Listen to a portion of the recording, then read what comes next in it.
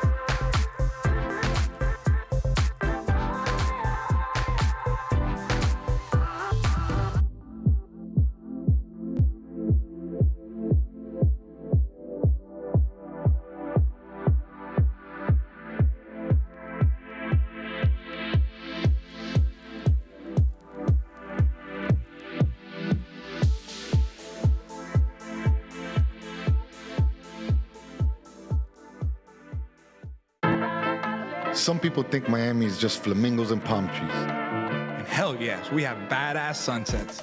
But Miami's Little Havana, Doral, Little Haiti, Hialeah, Wynwood, Coconut Grove, Kendall, Calle Ocho, Sweetwater, Homestead, cortaditos y coladas empanadas y croquetas.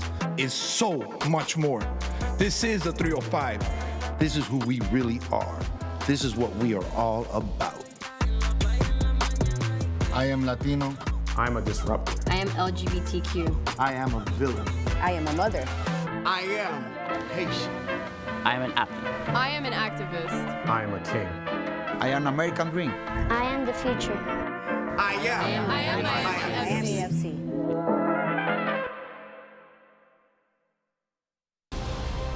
Tonight's match is presented in part by Helbiz, Baptist Health Orthopedic Care, Macron, and Broadmax Networks.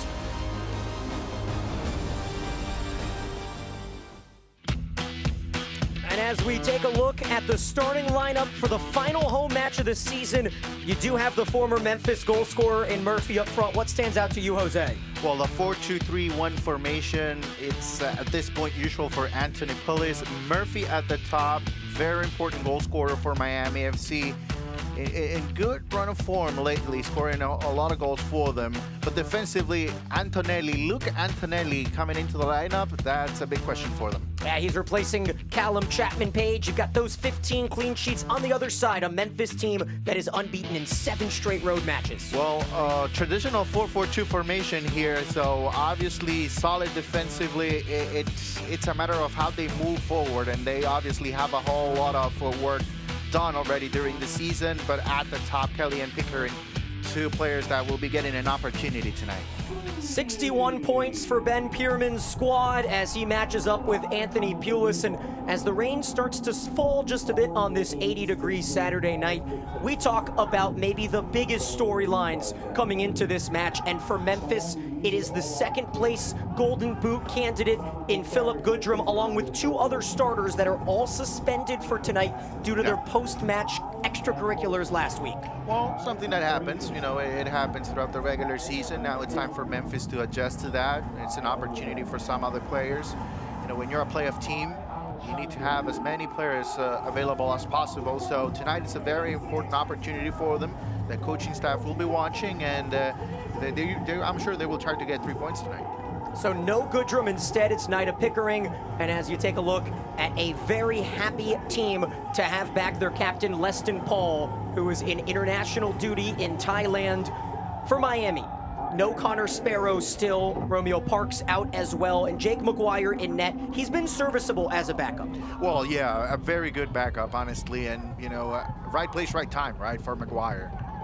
He's performing, and Miami, they need him to be there for them to have a good performance defensively. And a pair of teams strong defensively. We will see what cracks as Miami FC still a chance to grab the 6th spot, maybe even bump all the way up to 5. Memphis, eyes and destiny in their own control to grab the #1 seed and the bye in the East.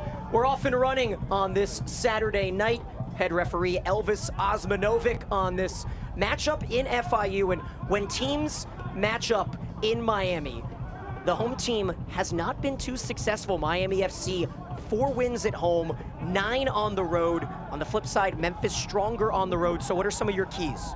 Well, without a doubt, for Miami, they want to close out the season in good form, especially, you know, playing in front of their fans. It's not an easy overall, 8-10 months for the Miami FC faithful as they go every night to FIU Stadium, and they have not been getting good results. So, you know, it's important for Miami FC to close out the season with a win for their fans. It's important for the night for the fans. And for Memphis, you know, they just need to keep that good form that they have been able to show throughout the regular season. One of the stories of 2022, it's Memphis. It's Memphis, and obviously now we're thinking what's next for them in the playoffs. Yeah, 7th place in the East last season, a 1st-round loss to Charlotte. Now a chance for the bye as this Memphis 901 team, a 95th minute winner on Friday in Louisville. And now an early foul call down the right side. That's Derek Dotson, who's going to be asked to do a little bit more with Kissiadu and Goodrum out.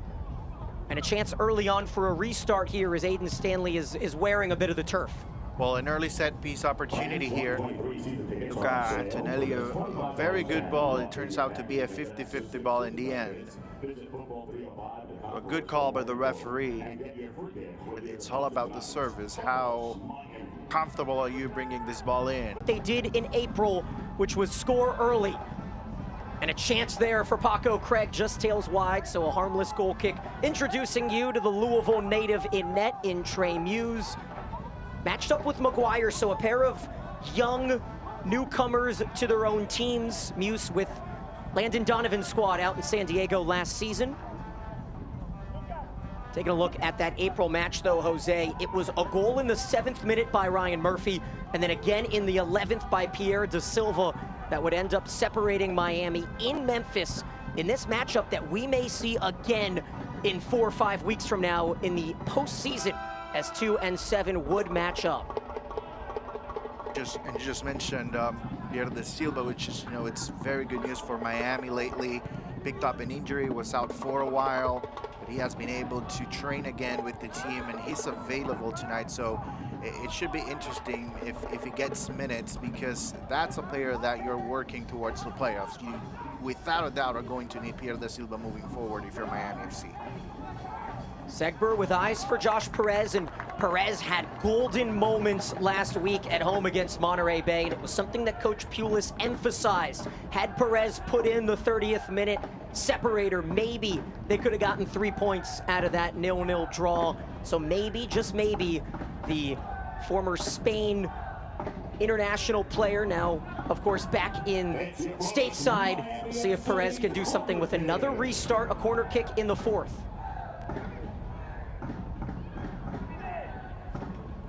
26th start for Aiden Stanley. He has 3 assists. And of course, a big defender in Reese Buckmaster, also with a red card last week in that 97th minute tussle.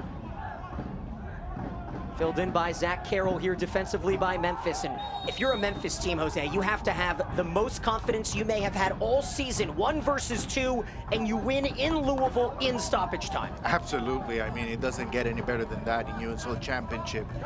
They have a lot of confidence. Let's be honest. They do have a lot of confidence from what they have been able to do throughout the regular season. But when you're able to get such an important win towards the end of the season, when you're fighting for first place, I mean, that feels so good.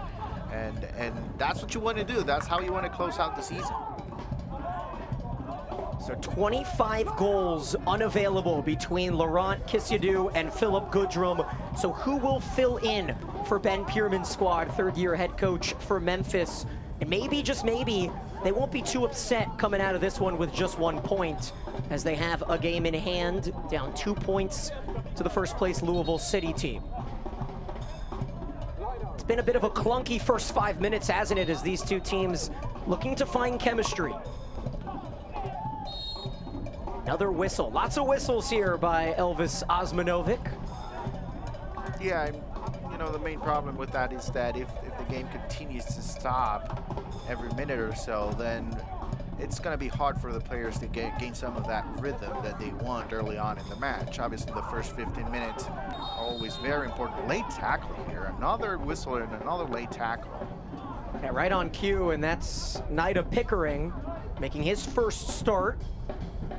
Signed in August from the FC Dallas Academy, and you know that Elvis doesn't want to pull the yellow this early, so trying to have a little bit of a lecture here in the 6th, 7th minute. Memphis with 3 matches left. They've got a quick turnaround, go back home and face RGV on Wednesday. And yeah, Paco Craig, no business getting a tackle that late from Pickering. And listen, if you're Miami FC, you have to be very careful as well with injuries, especially in the back line. So you need to be very careful. It's a very thin line, whether you know you're already in the playoffs and you don't want to start thinking only about keeping players healthy, but without a doubt, that's something that's going to be very important for them. Christian Sorto thought he got fouled there. Still looking for Memphis's first real movement. I mentioned there was a little bit of rain early on. It does look slick, but that's just the normal turf look here at Ricardo Silva Stadium. Good footwork. Moving through the right side is Perez.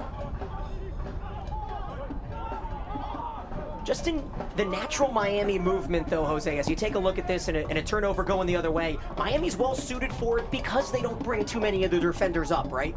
Yeah, I think, you know, throughout the season, they have been able to find that balance offensively. With Kyle Murphy struggling early in the season, they couldn't find that presence inside the box, and that was the one thing missing for them, because they had very good wing play early on with Pierre da Silva on the left and Josh Perez on the right side. They had a lot going through the middle as well with Valo, but inside the box they were lacking that presence, and they have been able to find that through Kyle Murphy. That's a very poor pass. Leston Paul, captain on this Memphis team, just came back from international duty and still trying to regain a little bit of chemistry. And the hardest part, says Coach Ben Pierman, about coming back from a bit of an international spot is having to see all of these new starters, having to coordinate with 2 new forwards. Yeah, well, it's challenging, but you know that comes with you know, the honor of going out there and putting yourself in front of so many eyes playing at the international level. So at this point, you know, it's part of the professional life of a soccer player, and you just have to deal with it. Interesting to see the possession battle. Miami dominated early play in their first match, but Memphis had 63% of the possession. A lot of that, of course, trailing from behind, as the 3:05 scored in the 7th minute of that April 30th match in Memphis. Only the 3rd matchup all time between these two sides. Memphis looking for their first win. 9 minutes through, and a through ball disconnected, looking for Perez.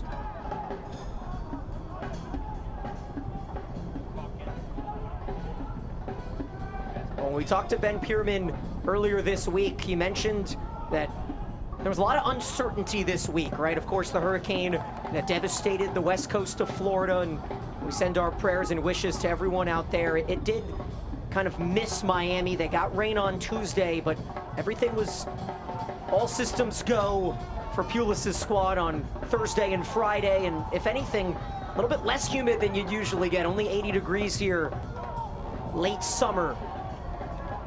As Miami has numbers, Segbers waits for help. Back post, and the defense is there. Yeah, good decision by the referee, but as well, good signs for Miami FC. They were able to move the ball from side to side. Great run on the right side from Segbers, usually a very good right back moving forward. But he runs into space, gets the ball, brings it in. Obviously, once you put the ball in, it's about, you know, who wins that battle inside the box. This time, it was a good call for a foul there from the referee. And it was the Frenchman, Florian Villot, in one of the more acrobatic midfields here in Miami. Of course, Joaquin Rivas available as well from El Salvador. He was out in international duty the past week and a half. So far, the midfield play sloppy from Memphis, as Miami with another chance. Back-to-back draws at home, and Anthony Pulis is a bit frustrated with the final third attacking. Early on, though, a chance again, and Miami just has not been able to find that one slip through here the last week and a half. Well, they're going to have to be patient. They're facing one of the top teams in the conference, so it's not going to be easy. It's not going to take 10 minutes for them to, you know, just move past what is a very good team defensively. So they need to be patient tonight. A plus 14 goal differential on the road for Memphis 901. That's outstanding. I mean, that's a wonderful stat. But again, they're kind of leaving that flank open, but Segbers can't keep up to the slick ball, right? 10 goals allowed in 14 matches. It's crazy good. It's just crazy good. It's hard, even hard to believe. You have to check that twice once you read it for the first time. I mean, and listen, this is a physical league. I mean, everybody likes to run up and down the field. And when you're on the road, you know, playing in different conditions, you talked about the 80 degrees. It could very easily be 85, 86, 88 at this point. And you're playing on turf. There's so many things that can go not your way when it comes to playing on the road in USL Championship. Good defensive box out will lead to another goal kick. As you see, Joshua Perez from La Habra out in California.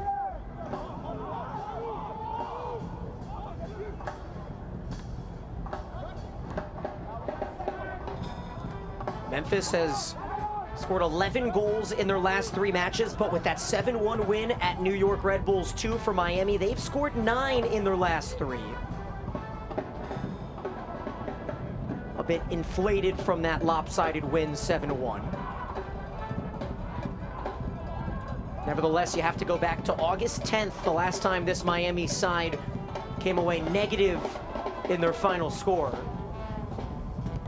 7 straight unbeaten, 4 wins, 3 draws in that. Good enough to clinch another trip to the postseason for Anthony Pulis and his team. Of course, Pulis in his first season taking over for Paul Dalglish last year.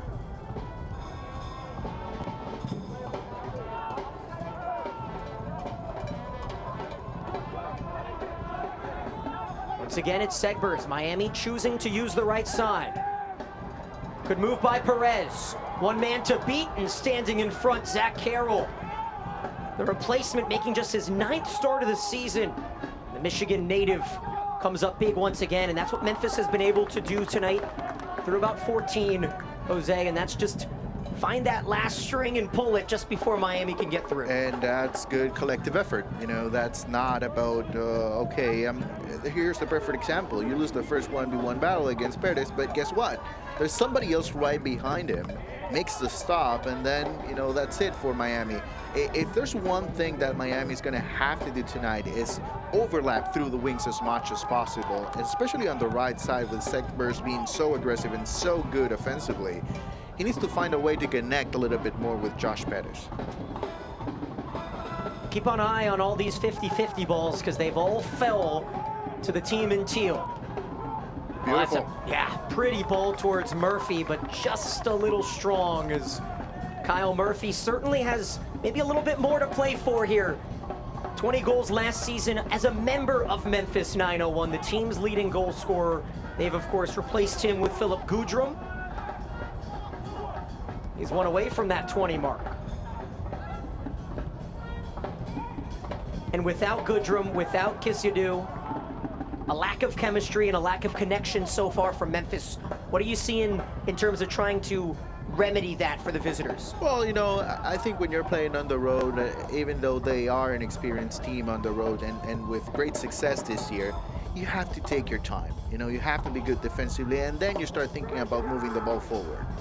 There's a chance. Cross comes in and is quickly headed away by Antonelli. You mentioned Antonelli in the open. He gets the start here, his 7th start of the season for the Italian. Chapman Page, who is the mainstay at center back, not even available tonight. I'm sure we'll find out more about that as the week moves on. Memphis right now just trying to get a little bit of possession. It's been all Miami possession-wise here through 15. Graham Smith, the hero from Friday night. 95th minute goal. Assist from Jeremy Kelly in that magical moment, and then 2 minutes later, Gibson and Gudrum got into it, and that's when the red cards came out. And take another look at Graham Smith here. He spent 4 years with Kansas City in the MLS, and one more look at his opportunity snuffed out, and a foul wound up being called. Yeah, I think, you know, that's maybe the first sign for Memphis moving forward. Good pressure there. Needs them to have a little bit of more possession, but not on the defensive side of the ball. That's the way to react. That's how you start sensing where can you make an approach offensively that is successful against Miami. We haven't seen much from Memphis with the ball. We'll see what the strategy is as they move forward. Memphis in their 4th season, and they have climbed the ranks of the USL Championship. A chance to grab that inaugural bye, which belongs to the #1 seed this season. We'll get on scoreboard watch alert for you. Starting at halftime, we'll have a look at the live standings as well, as Detroit's jumped out to a 2-0 lead against Loudoun, and that's a team that Miami could potentially overtake as the 5 spot. Of course, Pittsburgh sitting at 6 as well, as Perez gets taken down viciously and Patrick Segrist is upset.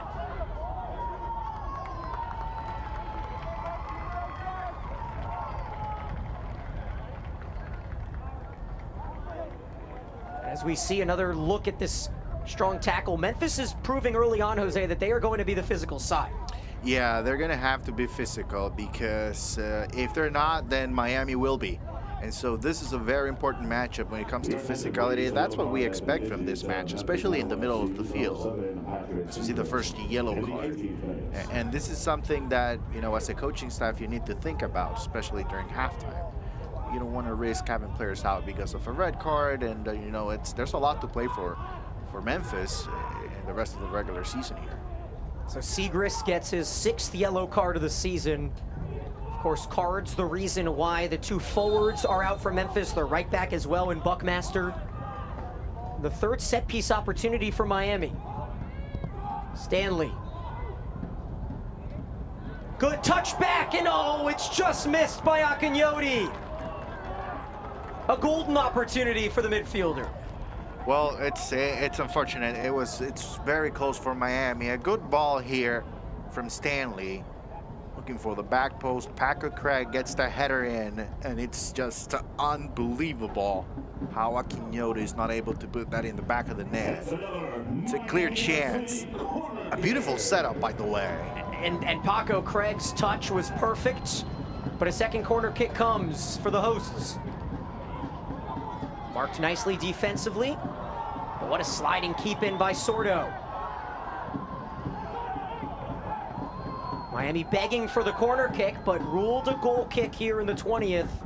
As Christian Sordo, who was added to the lineup with Rivas headed over to play internationally, and the Maryland native staying in this lineup here, making his 9th start tonight. And both Salvadorians, by the way, Sordo and Rivas. He's been getting the opportunity lately, and he's taking advantage of it. And I'm sure Anthony Pulis is very happy, especially because, you know, in the playoffs, you never know who's available and who's not, but you want to have as many options as possible. And through the wings, that's a very important position for Miami. Pickering with eyes on the through ball, and it's kicked back out towards the attacking 3rd perimeter. And we'll tell you, both of these teams have made late September additions to try to bolster their playoff rosters. We'll see if we see either of them tonight as the deflection off of Pickering finds McGuire, and it's been a quiet start for Jake McGuire back there as Nida Pickering out of Birmingham, Alabama, maybe trying to shake off a little bit of nerves here in his first USL Championship start. Without a doubt, you know, that's part of the journey, right? You need to be nervous at some point in your career, and the first game is the, the perfect place to do that. So it's part of the game, but it's going to go away very soon. Segbers cuts in, tries to work around the defender in Carroll. Miami dominating possession early, and they have had the chances. Bolu Akinyoti, holding midfielder, had the chance with the left foot too, I will say. Yep. His favored foot. And maybe just the peripherals of Trey Muse getting in the way avoided a 1-0 home lead. Crowd packed in nice here as fans still filing into Ricardo Silva Stadium. Final home match of the season in Miami, wearing their 305 jerseys. We have seen turnover after turnover, though, from the visitors, who have not played like the dominant road side we've hyped up.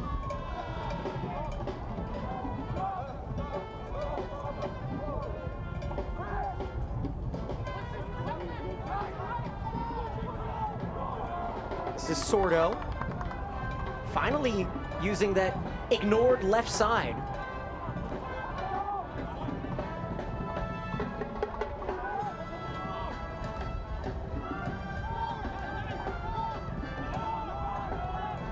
You have to wonder, Jose, coming into this match, what really the goals are for Memphis. And we talked to Ben Pierman, and every coach is going to say they want to come out with the 3 points.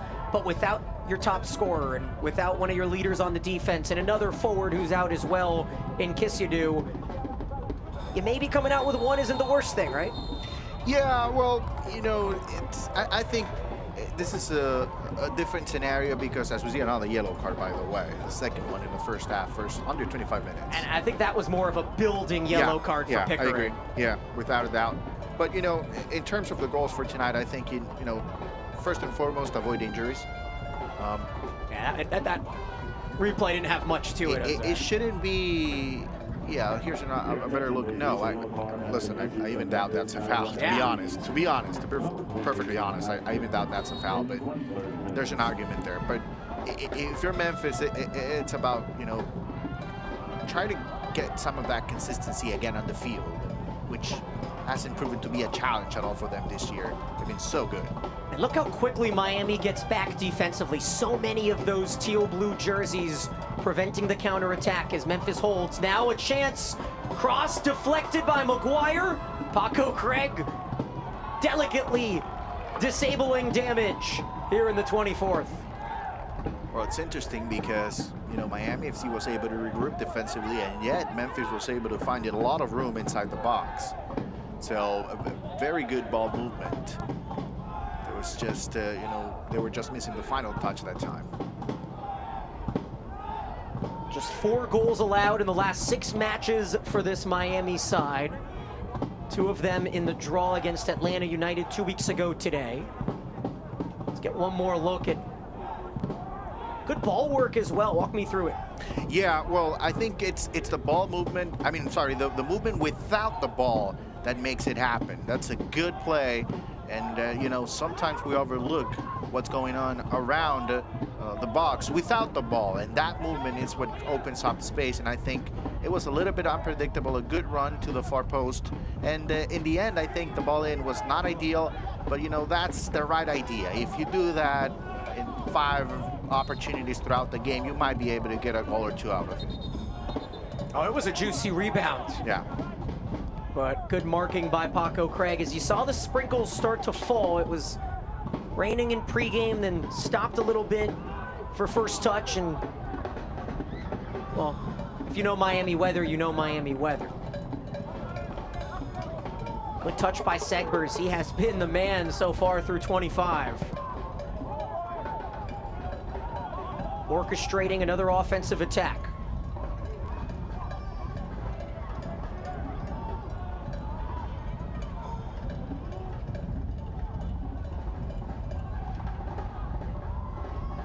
Good touch to the corner, Stanley.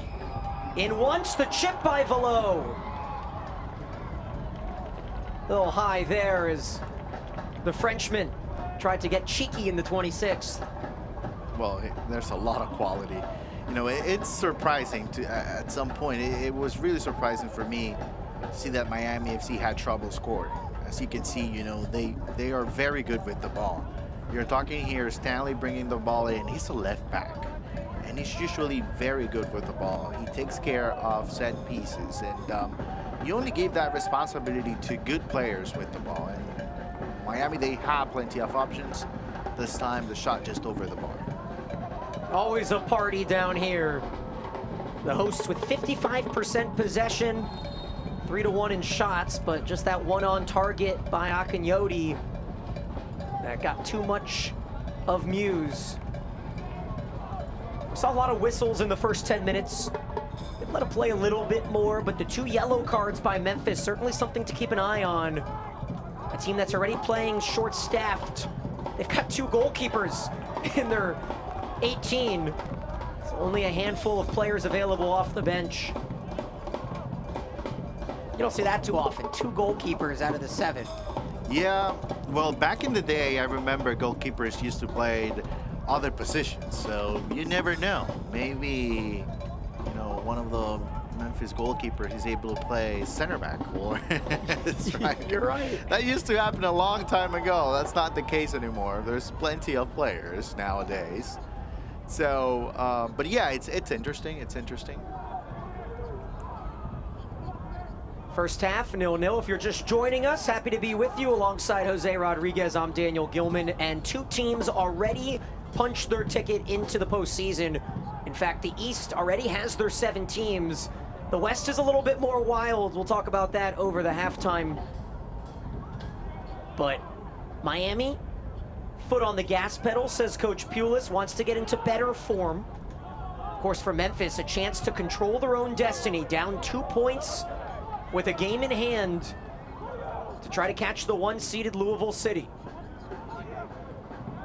Segbers dispossessed, but it doesn't quite look like Memphis 901 is in any hurry when they take the ball away.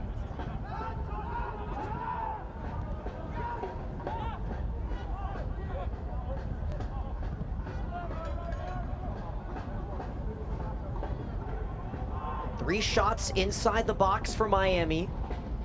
Memphis had their 1 crossing chance deflected away by Maguire. Great takeaway. That was Christian Sordo, and then Velo gives it away. A lot of combined hair between Sordo and Velo. Yeah. Two of them probably a little happier with a bit of a cool breeze here in the last few days down south.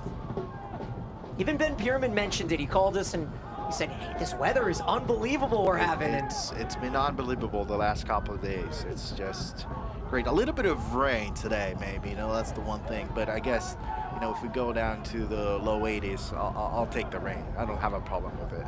It always seems to happen. Big storms seem to blow away the humidity. Great ball down the left side. This is Jeremy Kelly. He had the big game-winning assist last week.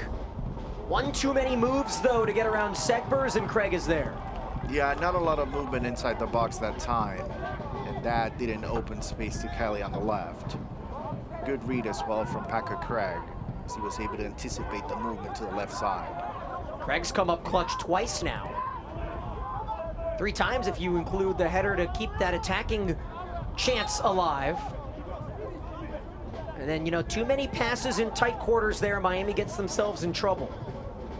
Well, first 30 minutes, and I think everything's going according to script, right? We didn't expect a match with 5 or 6 or 7 goals. No way. I mean, these two teams are very good defensively. So as of right now, the 0-0 draw, I mean, we haven't been surprised just yet. Tell you what, 3 goals in Memphis the first time these two played, and getting 3 tonight would be a lot to ask for as a fan at home. Ooh, nearly the chance, and who else but Paco Craig to step in the way of the through ball. Moving the other way, Jeremy Kelly. Wire steps in the way. And that's one thing that's very important with Sordo. As he moves back, he's able to help a lot defensively. And that's the one thing that early in the season at times Miami was missing, because Pedro da Silva is very aggressive. He moves forward a lot, but he has trouble running back. Oh, maybe a bit of a mismark there, and just offside was the expectation. Nevertheless, Miami has certainly put together more attacking chances thus far. However, the 0 on the scoreboard has been stuck there for a match and a half for Coach Pulis and his supporters.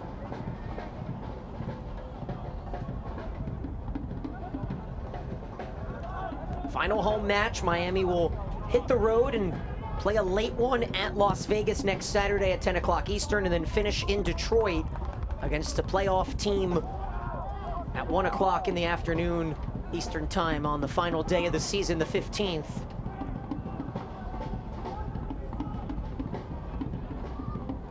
Let me ask you, Jose, if you were a team like Miami right now, just playing for seeding, would you rather play against teams in the bottom of the barrel to finish off and try to climb the rankings, or would you rather play against Memphis and Detroit and company and get the top competition? No, I would rather play against the top teams. If I can play against the first 3 teams in the East to end my regular season, I'll be happy to do that. Because, you want competition at this point. You want to get as close as possible as to what you're expecting in the playoffs. And all 3 teams here to finish the season for Miami, all in the hunt. Of course, Memphis here with the clinch spot. Las Vegas, the 8th seed, 1 point behind RGV in a wild, wild West hunt. Oakland is also sitting there. Monterey Bay at 40 points, 2 behind RGV. And then we mentioned Detroit. They're sitting just above Miami in the 6th spot, tied with Pittsburgh in the live standings. Always fun to get to the October section of the season. And oh man, yeah. Yeah, because and maybe that's the beauty of ESPN Plus and USL Championship and that relationship, right? Because you're able to watch every single game. It doesn't really matter if it's out of market. Then you have an opportunity to watch who you will be facing in the playoffs, or who you need to drop points for you to get in. So it's incredible. And listen, this year in the West, things are looking, it's going to be an interesting end of the month. Yeah, I think we need to add maybe a red zone channel for the last couple weeks, just kind of flipping through the goals and all of the attacking chances. And you saw the foul on Segrist a moment ago. He's got the yellow card and was very quick to help Perez up to his feet there, trying to make sure to get in the good graces of Elvis Osmanovic. But as you mentioned, ESPN Plus, you can just kind of switch down and seamlessly go between games, and depending on the streaming service or TV you have. I know Apple TV, you can have a quad box. Yeah. Or 2 screens at once, and I know certain ones do as well. So if we're on the bottom right corner of your quad box right now, we say hello. But it is certainly a win-win from all perimeters with the ESPN agreement. Band's starting to get a little bit more energetic, hoping to fire up the players on the pitch. This is Kelly. Tied for 4th in the USL Championship with his 9 assists. Let's try the other way now. Luis Fernando Nascimento. Campus. Police activity is occurring in Gold Garage. Avoid the area. Now a throw in the corner. MMC Campus. Police activity is occurring in Gold Garage. Avoid the area. Well, let's hope we're nobody near the Gold Garage. Alert. MMC Campus. Police activity is occurring in Gold Garage. Just one too many of those mistakes so far from Memphis, Jose. Another pass that was pretty harmless, and Miami was willing to give it up. Yeah, it seems like, they're having a little bit of trouble with the ball tonight, although I think, in the last 10 minutes, they have been able to dictate the tempo of the game a little bit. They're pushing numbers forward slowly but surely. They don't want to commit mistakes in the middle that would open up a counterattack opportunity for Miami. So I think, things are looking a lot better for Memphis right now. Avoid the area. FIU alert. MMC Campus. Police activity. There's another midfield takeaway for the hosts. 10 minutes to go in this first half, and would you say one team has really taken an edge here in the last couple minutes? It's very tight. I mean, it's a very well played 35 minutes as of right now. I think, both teams are doing exactly what we expected from them. I think Miami had a very good start with the ball. They had possession. They were able to create opportunities. Obviously, the Akinyoti one is the one that comes to mind. But when it comes to Memphis, they have been solid defensively, and they haven't been as good moving forward. But still, I think it's a good performance. Got that chance in the 19th minute for Akinyoti on the set piece. Headed into the box by Craig, but in the 20 or so minutes since then, neither team has had a shot on goal. Velo takes it away and can't quite get around Segrist there on the side. MMC Campus. Police activity is occurring in Gold Garage. Avoid the area. FIU alert. MMC Campus. Police activity. Again, Miami with a takeaway in the midfield, and again, Memphis steps in the way, and you can tell why this strong defense for Memphis 901 FC has only allowed 10 goals in 14 road matches this season. I'm just going to keep repeating some of these amazing stats. No, it's great because, it gives credit where it is due, right? Because Memphis, they have been able to put out such a fantastic season, and this is something that not a lot of people expected when the season got started. So, it's an unbelievable season, but I'm sure players and coaching staff will tell you it's all about the playoffs now. Oh yeah, everything gears up to it. Second in goals with 60, tied with Louisville, behind San Diego. But Miami FC, their defense has been the strongest in the USL Championship. So something's got to give here tonight, as Paco Craig can't quite corral the direction of that header. And for Muse, former U18 USA national team goalkeeper, he has 8 clean sheets in 27 matches. Has only been tested once and maybe got skirted away with a little bit of luck from the Akinyoti miss. See, over there, it doesn't look like it's raining, just for the players on the pitch, it seems. Sometimes the camera angles can make it seem like it rains harder than it is. I think just a little bit of a sprinkle so far.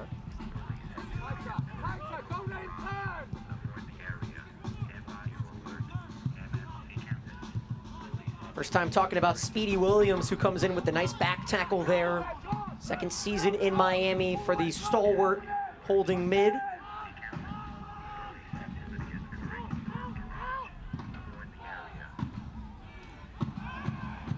Oh, no call there, and then the late whistle as another foul goes against Fernando. Take a look at Stanley. He looks like he's been through a battlefield. Well, he has been very active. You know, if you have to mention one player that has worked a lot offensively and defensively, he's at the top of that list. And he's going to take his time here. I'm sure he's begging right now for halftime. He needs a breather. It's been a challenge, and he's thankful that it's only 80 degrees tonight in South Florida. And the replay brought to you by Hellbiz Live, as are all of them. Just a couple minutes to go until these two teams can get dry for a little bit. We can talk about the standings and some takeaways from our first half as an offside is called on Sordo, and that's our first offside call since the first minute.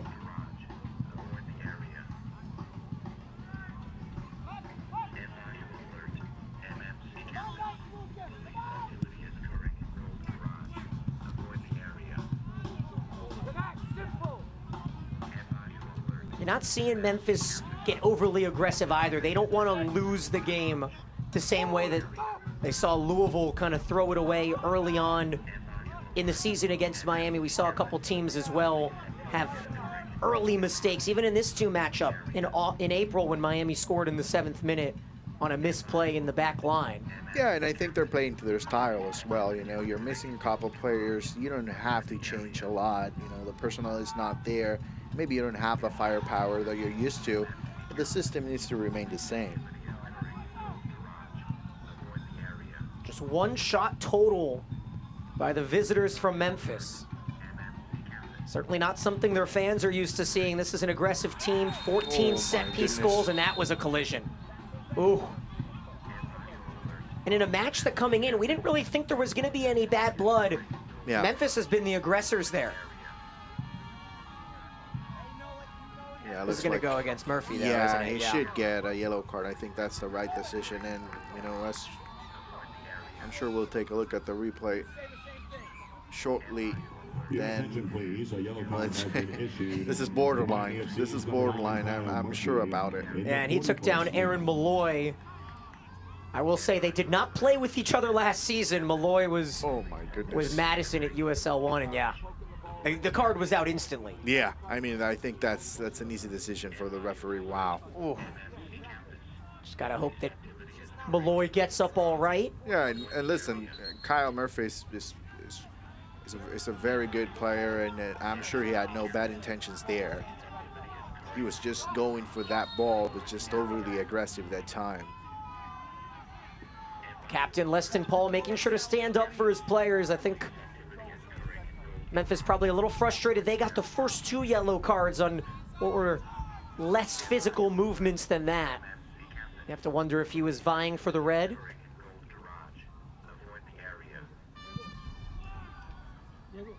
Now a chance before the end of the first half, but neither side has been too rushed to try to put together moves, and now another whistle going back to Miami.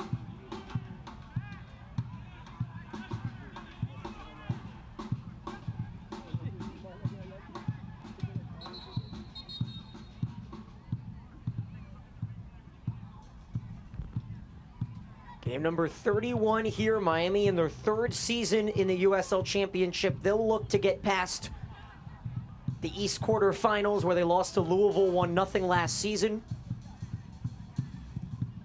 Something that I'm sure a lot of fans know as well is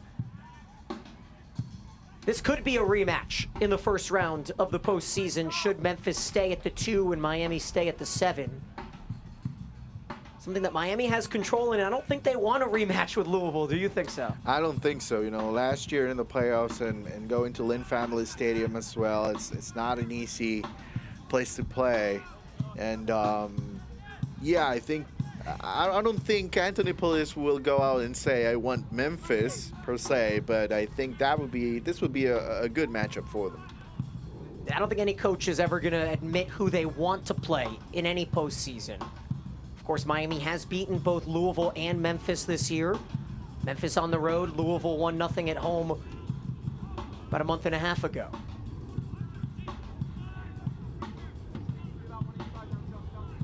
And the playoff atmosphere, it doesn't really matter where you play. It's just, it brings another level of intensity.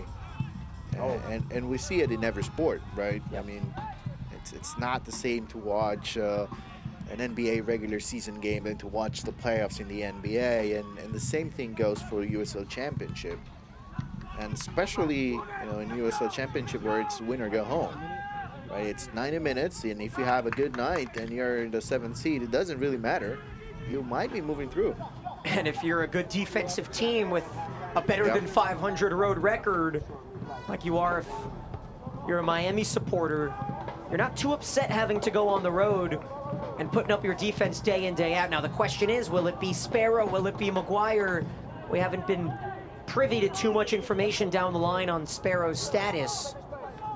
Nevertheless, Jake Maguire has been rock solid so far. The clean sheet against Monterey Bay on Saturday, his 3rd of the season.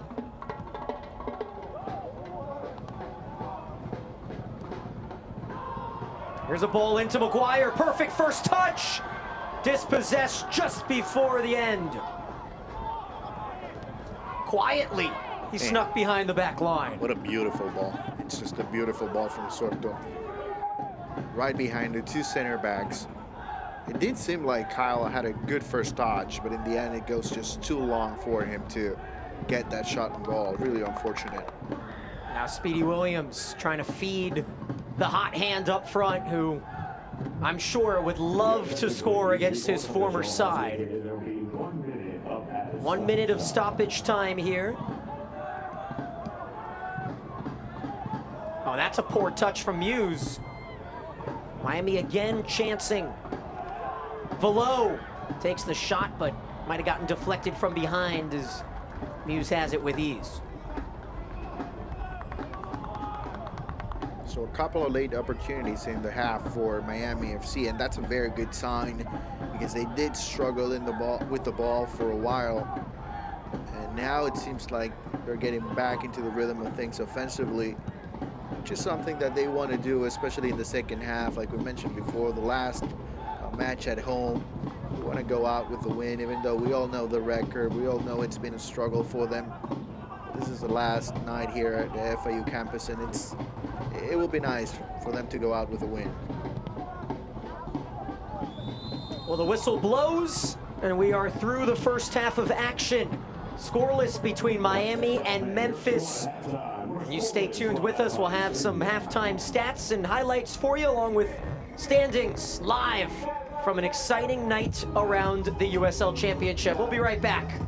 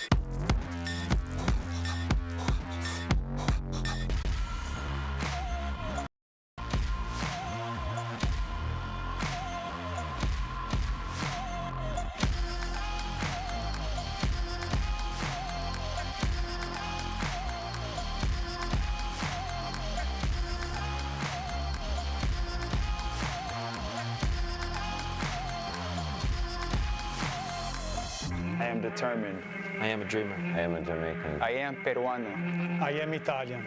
I am relentless. I am an animal. I am French. I am a Geta Diamond. I am resilient.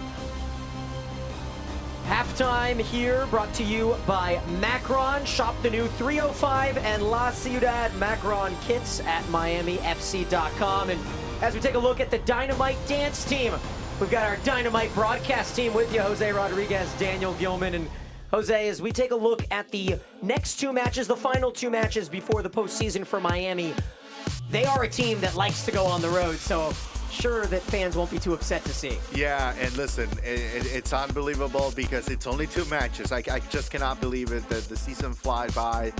Las Vegas and Detroit City, two teams fighting for the playoffs. Detroit already in, and Las Vegas fighting in the West.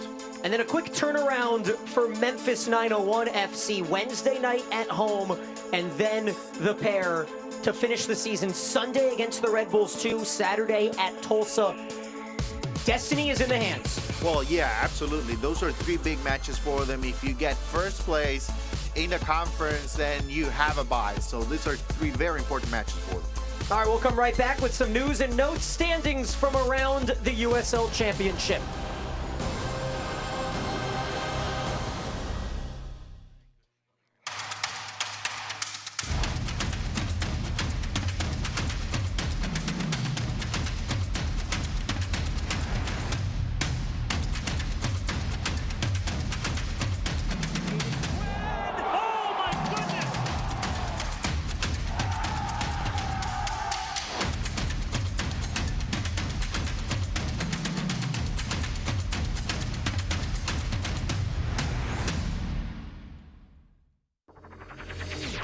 I'm on that routine.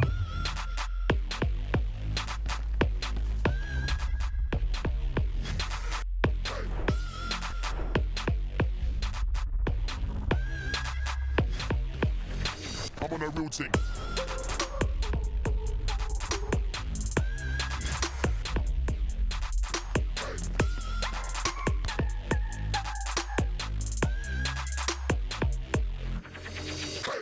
Goes topics. I mean, yeah, let's talk about today where I'm gonna go topics. Roll it down. I am. You don't need a car to listen to Sirius XM. You can listen anywhere. You know that, right? What? Kevin Hart's Laugh Out Loud Radio. Kevin, you could use your phone. What?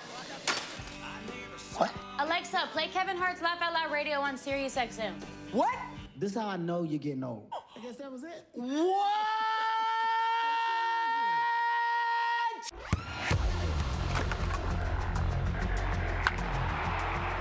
We all have goals. But let's be honest. Most of us aren't going to be professional athletes. But if your goal is to finish your degree, we can help. Come to a university that puts your goals first. Bellevue University, your partner in finishing goals.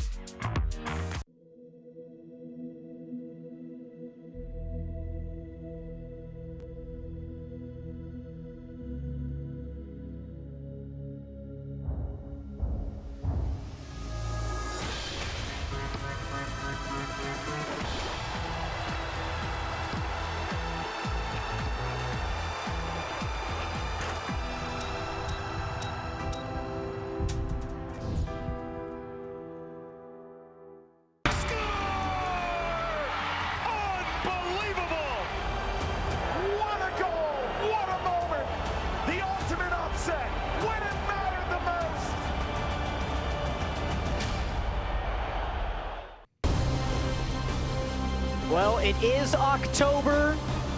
Miami and Memphis scoreless So let's go ahead and tell you about the rest of the USL Championship. And of course, last week, the heroics on the east side of things, as Louisville, still barely holding on to the 1 seed, fell to Memphis. And as we take a look at some of the other things, Jose, it's still that Louisville-Memphis match that's buzzing around the nation. Yeah, I think in the Eastern Conference, it's about that deciding who gets first place, who gets to have a bye in the first round of the playoffs is going to be very important. And obviously in the West, 9 teams are battling for the final 4 spots. So that's a lot of fun. It is a wild West. And of course, Birmingham and Oakland battling. Let's take a look at the East standings. You see the Birmingham Legion in the 4th spot. You just highlighted them. Pittsburgh is scoreless with San Antonio right now. And of course, Miami, they've clinched that 7th spot. Yeah, it's important for Miami to get 3 points tonight if you want to climb in the standings. Detroit and Pittsburgh, there's a chance for them to move past them. So that will bring them, to not an easier matchup, but, a different team other than the one in the first 3 spots of the Eastern Conference. And this is live standings. Detroit City leads. Let's take a look at the weekend network schedule here coming up as a fantastic draw. Of course, tomorrow, the pushback with the Tampa Bay Rowdies, and you'll be on the call there, Jose. Yeah, well, Monterey and the Rowdies, it's quite an interesting matchup just because Monterey form. We've got our eyes set on the next 45 minutes. We'll come back with some highlights and stats for you next.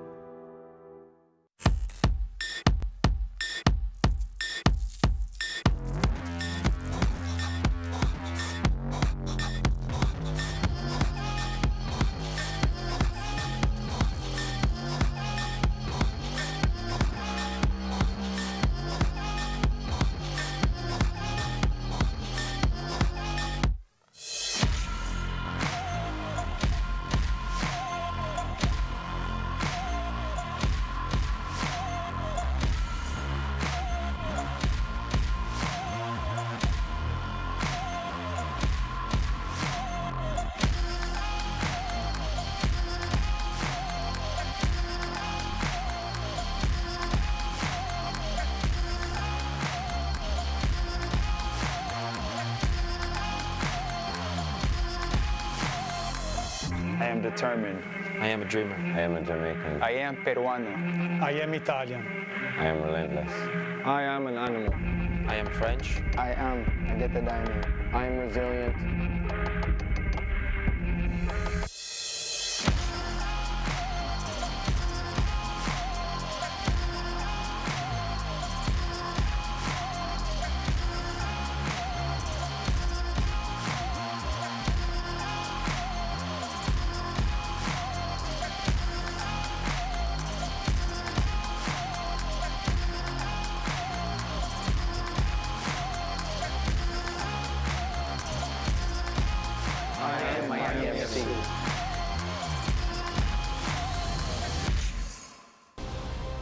Tonight's match is presented in part by Helbiz, Baptist Health Orthopedic Care, Macron, and Broadmax Networks.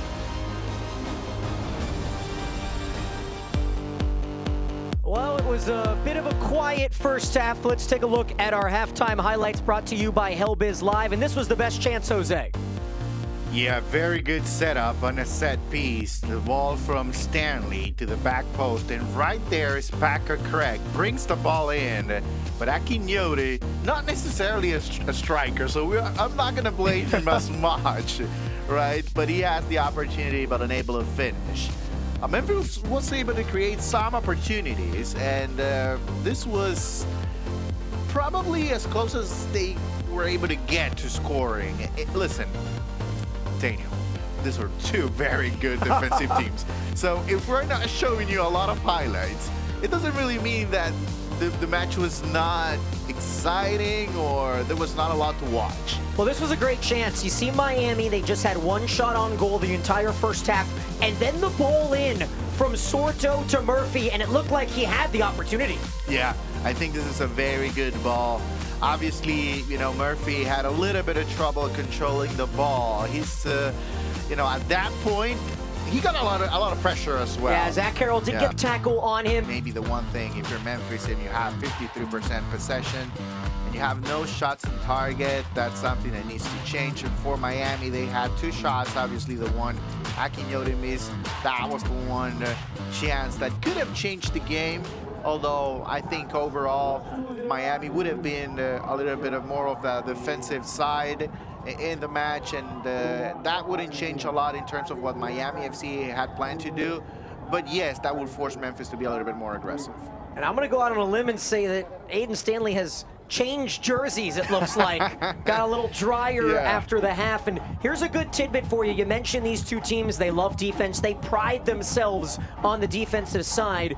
Well, both Miami and Memphis have held their opponents scoreless in 20 first halves this year, tied for 3rd, each of them 20 out of the 31 or 32 matches. Yeah, well, you know, to be successful in this league, you have to be good defensively.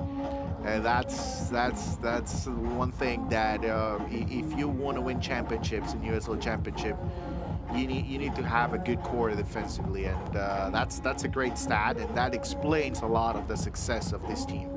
Well, if you're Anthony Pulis, hired back in late November, trying to get Miami FC a little bit further than his predecessor did, which was a first-round loss last year, what's your message to the team at half, especially with seeing some of those highlights and I'm sure reliving some of those missed opportunities? Well, you know, you just need to keep the momentum going. I think Miami FC is a team that feeds off having a good performance defensively, and I think they did that in the first half. So take advantage of the opportunities, try to capitalize on them. If you're able to do that early in the second half and then you have to play defense for the rest of the game, then so be it. That's the style that works for Miami FC. It might not be as attractive, but if you win the game and you get 3 points, it's fine. 3 points for Miami doesn't quite carry the same weight that 3 points for Memphis does, as the 901 have a chance to control their destiny, win the East if they finish 3-0. So are they coming out a little bit more aggressive in this second half, do you think? I don't think so. I don't think they will be as aggressive. I think, you know, they're going to try to read the game and see how it goes. Obviously, for them, getting 3 points means getting closer to first place, but they don't have to go all out in the first 5 or 10 minutes to win the game. I think they did it in the first half. They started slowly a little bit, but they grew into the game and they were able to create at least an opportunity. And according to our stats, Memphis, in fact, has one more touch in their opponent's box, 5-4. But as you saw, just the 1 shot total, none on net, as our head referee, Elvis Osmanovic, has given 2 yellow cards to the visitors, 1 to the home half, as Ryan, we talked a little bit about that stretch from Kyle Murphy as well. And the yellow cards on the back line from Patrick Segrist. He'll have to hold a little bit more cautiously to see if Miami is aggressive, as our second half is underway. Once again, brought to you by Hellbiz Live on this Saturday night. We talked about the lack of home motivation for this Miami FC team, just 4 wins in 16 matches at home, and it's not the worst thing in the world that they've got to go on the road in the postseason. No, I think they're comfortable enough. It's not ideal, and I'm sure if you asked them at the start of the regular season, they wanted to play every single playoff game here. But that's not the case, and I think they have come to terms with that. They accept that, and now they actually embrace that opportunity.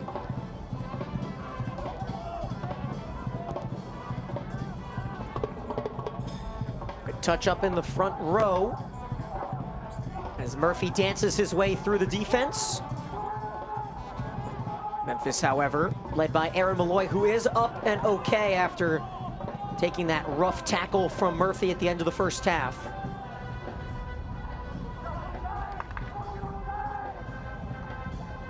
Wouldn't be surprised if neither coach uses subs for a while. You have that feeling coming into this match, at least in our calls with the coaches, that they wanted to test some of their starters to see their mettle in a match that matters and doesn't matter at the same time. It's that gray area here tonight. Yeah, well, you know, I think it's a little bit different for both sides, because if you're Memphis, you don't have a lot of options. And then if you're Miami, you want to give minutes to Da Silva, and you want to give minutes to Repetto as well. So those are two players that, you know, shortly might have an opportunity here. Yep, you mentioned Claudio Repetto, added on September 21st. His 10 goals in 44 appearances with Phoenix Rising alone. In addition, alone on the other side from RGV FC as Dylan Borzak is available off the bench to potentially make his Memphis debut tonight. And we did a lot of digging to try to find out if those two players would be available for the postseason. And as far as we're concerned, because it's a loan and because both are interleague, Repetto and Borzak should be available for the postseason for both of these sides. Eric Dodson, usually holding in the midfield, had to be pushed forward to a little bit more of an attacking role. He turns it over on the throw-in. Velo dispossessed. A lot of stagnation up front. Miami not quite moving around as much to try to find open lanes. Well, that's credit to Memphis, because they don't leave a lot of room where you can go, right? You can go offside if you want. That Memphis will allow. But other than that, they are, as of right now, working with a lot of confidence and almost to perfection. Yeah, late tackle on Akinyoti, and then Miami tried to get the quick restart, but there seemed to have been a midfielder getting the ear of our head ref. So now Sordo in the corner. You see some of those reserves getting warm. This is Stanley.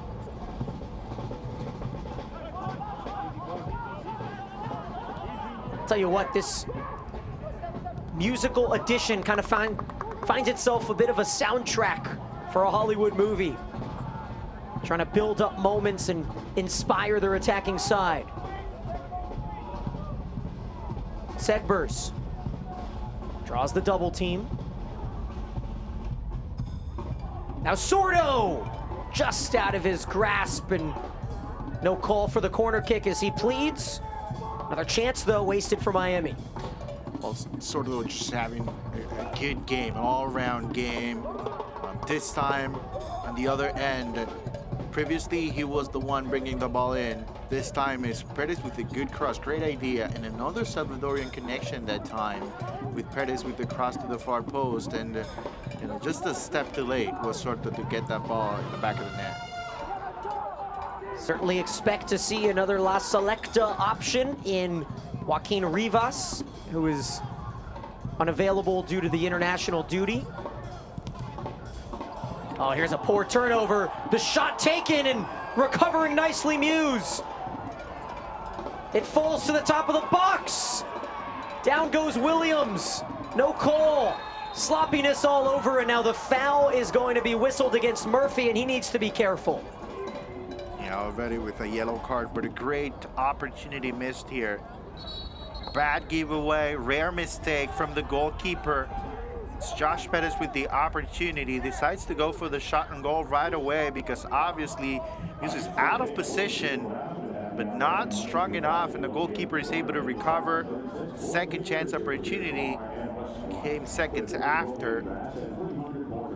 So do you like the shot right away by Perez then? I think he had plenty of time to maybe move a little bit closer, but I can understand why he decided to take the shot. It's just that if you take the shot at that point, then you need to be very precise in terms of moving the ball past the goalkeeper through the top. Well, the rebound did lead to an opportunity from Velo and Williams as well, but it was for naught as this physical match continues as the fouls stack up.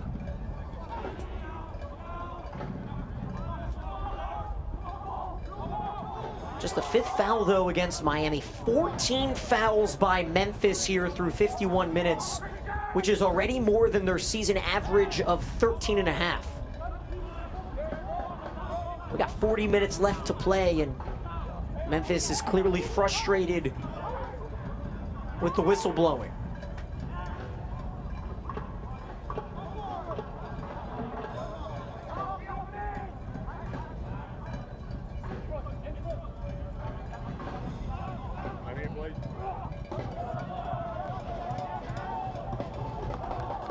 All of that coordination by Stanley leads to a turnover as the throw-in over everybody.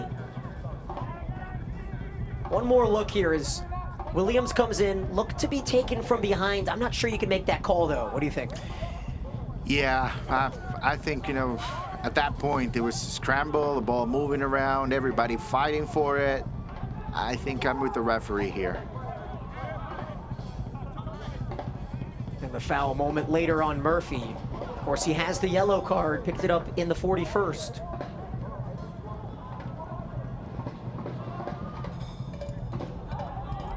Oh, there's a beautiful ball to Sorto. We're seeing Memphis' strategy, though. They're bringing two every time an attacker has possession, and now a foul on Lucas Turchi. First year in the USL Championship for the Brazilian, who spent the last 3 in Germany.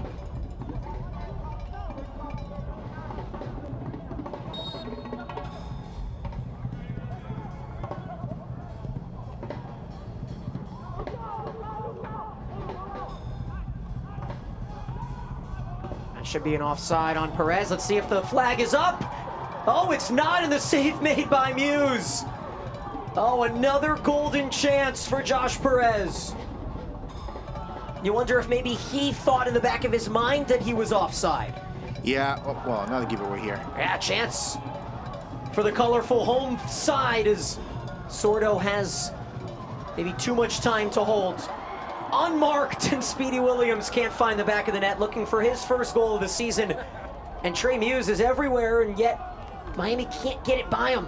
Yeah, well, listen, this is, if you're a Miami FC fan, you might be frustrated, and you could be happy about how many opportunities you have had already in the second half, which is something that didn't happen in the first one. Wow, this is just a 1v1 opportunity from Josh Perez, unable to finish. Back heel from Sorto. Valo with the cross, all by himself, no mark around. Speedy Williams, the header just too soft. The ball bounces in front of the goalkeeper, easy save. Wow, just talk about missed opportunities here. And then during the replay brought to you by Helbiz Live, there was a tackle in the midfield. And 2 Memphis players went down. They're pleading for Murphy to be sent off, it seems. You wondered going in if there was going to be any bad blood. We'll get one more look at the tackle in the midfield. Oh! Playing with a yellow card. Yeah, they have an argument right there. That is a shocking no call.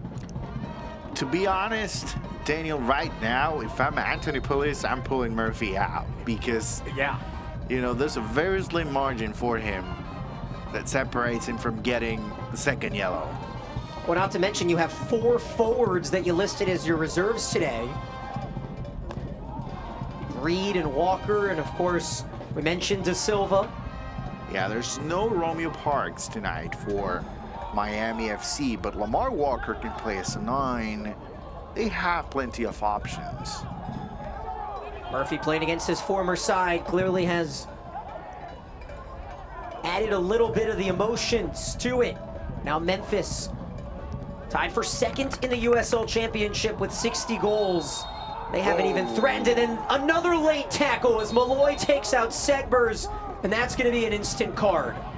Well, this is getting out of control here. And that's build-up frustration. And it goes without saying, if the season ended today, this would be the first-round matchup in the East quarterfinals, 2 versus 7. That's a great point. That would be something to watch, let me tell you. And Leston Paul, the captain, he gets a yellow.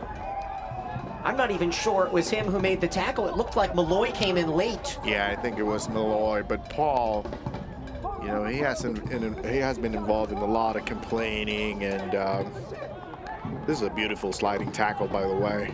Oh, so that's the yellow it's card on Paul. Yeah, and then Malloy.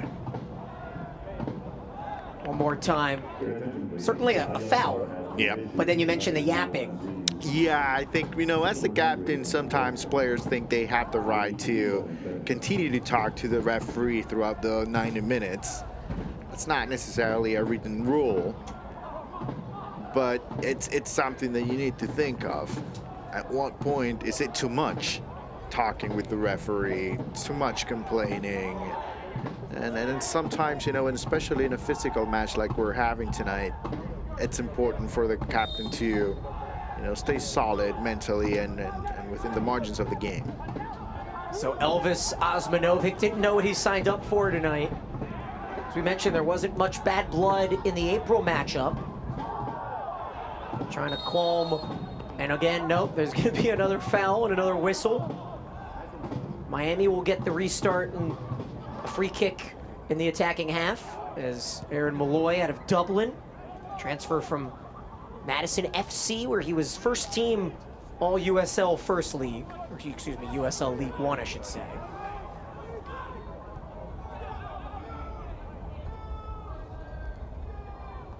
This is a chance that Miami had in the first couple minutes as well. They just have not been able to find the back of the net. Early opportunities, unmarked headers, as we saw 6 minutes ago from Speedy Williams.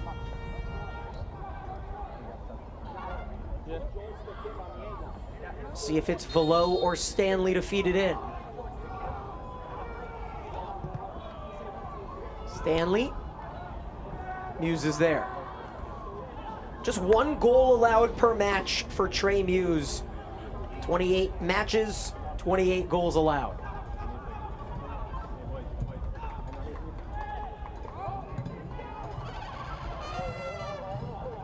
Detroit now leads Loudoun 4-0. Tulsa up 3-1 on Indy 11 as that Pittsburgh-San Antonio one, that's got the eye of Miami fans. That's still scoreless in the 58th. Yeah, because, you know, if you start thinking about Miami, you know, getting closer to 6th place, then it's not necessarily on them. They're going to need some help, and San Antonio can help them. Let's just put it that way. Well, you've got the defending runners-up in Tampa Bay in 3rd, tied with Birmingham at 55 points each. Another foul called. There's certainly a drop-off, though, between 2 and 3. Yeah. So you want to get to that 6th spot and avoid playing either Memphis or Louisville City. Miami needs a little bit of work, though. At the moment, with Detroit up, both Detroit and Pittsburgh 4 points ahead of Miami. And here we see the second appearance in the teal for Claudio Repetto, as well as El Salvador's Joaquin Rivas. So there you mentioned it. Murphy comes out. Where do you expect the movement to sit? Who's the real 9 now for Miami? Well, it's going to be interesting because I would say Repetto will be the 9 now for Miami. You know, at this point, I would say the tactical setup, it's a little bit different. I'm sorry, Joaquin Rivas should be the 9, not Repetto. Okay. Joaquin Rivas should play as a 9. He's usually, you know, a guy that moves well inside the box. Not necessarily a striker by nature, but he's very good with the ball. So a different 9 than what we have seen throughout the first 60 minutes with Kyle Murphy.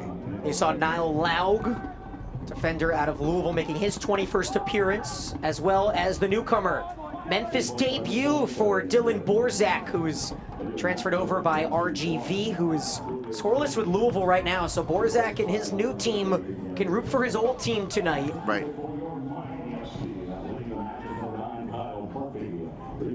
So fresh legs at the top for Miami FC, which is going to be interesting because they have been able to create opportunities.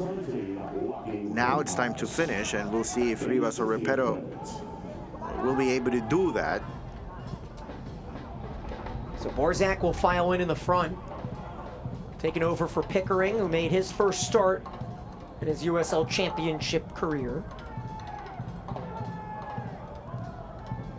You have to believe these two newcomers for either side may play a little freer, especially the two that are very new to the team in Borzak and Repetto. Of course, Repetto, a staple for Phoenix Rising the past year and a half. 10 goals scored in 44 caps. We got to go back to that moment just about 10 minutes ago.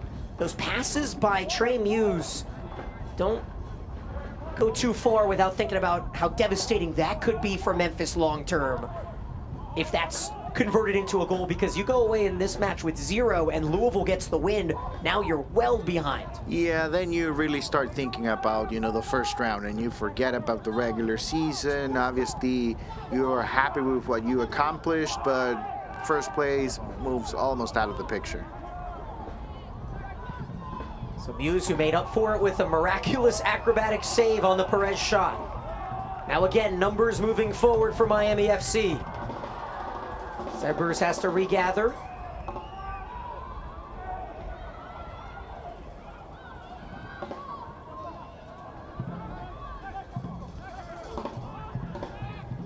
Chipped forward.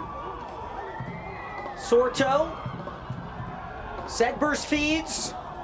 Open. Rivas saved. Muse is there. But again, picking forward. Akanyoti can't find Sedber's, but wow, another opportunity, a golden one for Rivas just off the bench. But what a save. I mean, that's not an easy save. The ball bounces right in front of Muse. Moving the other way. Oh, the blind attempt to try to find a man behind him. But first, we're going to take a look at Miami's chances by Hellbiz Live. It's a beautiful build-up through the middle and then opening to the right side. Segbers already knows what he wants to do. Brings the ball in. The right-footed shot from Rivas. And what a save from Muse, man. What a quality goalkeeper he is. Take another look. That bounce right in front of him. Wow, just not an easy save at all. And now a corner kick's coming from Malloy. What a swing of momentum that could have been. Oh, a chance for Graham Smith, who was the hero last Friday night. All 4 of his goals have been headers this season. And I'm sure Smith is thinking if he had another chance here in the 65th. Good ball in by Malloy. 14 set-piece goals for this Memphis team.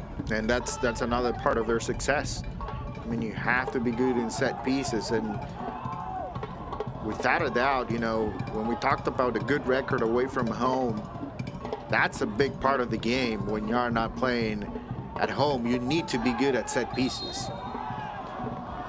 As fouls going the other way, called against Stanley. It has been a bit of a one-sided whistle barrage as Memphis has 18 fouls to Miami's 8.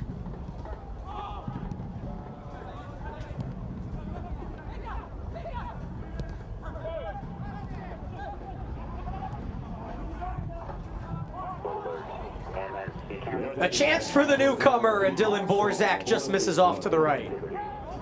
Not a lot of opportunities for Memphis in the second half. They're trying to play a little bit to a faster pace offensively. And they have had mistakes defensively, which is unusual for them in a short amount of time, especially in the first 10 minutes of the second half. Fortunately for them, Miami did not capitalize on them.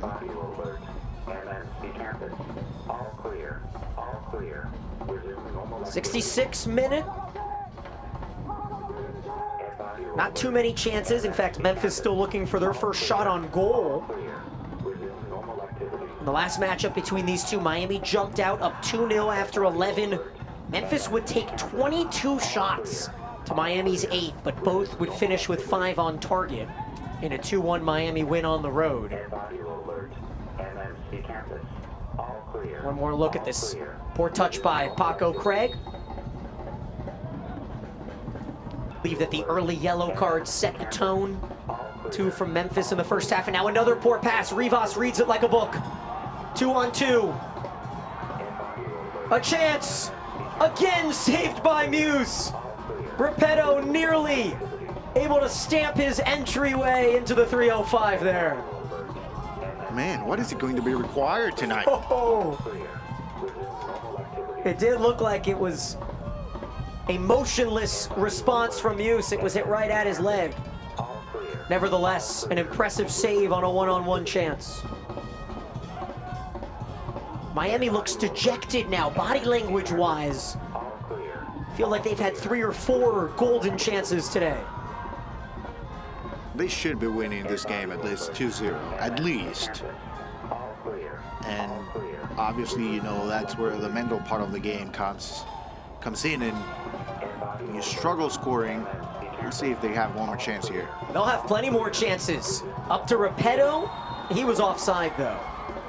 But this is what happens. A team like Memphis, you hang around defensively on the road. You don't allow a lot of goals. Another look at the bad pass taken away. And what does Repetto do here that maybe, just maybe, he could change, if anything? Well, you know, I think he needs to position the shot a little bit better. Maybe go wide.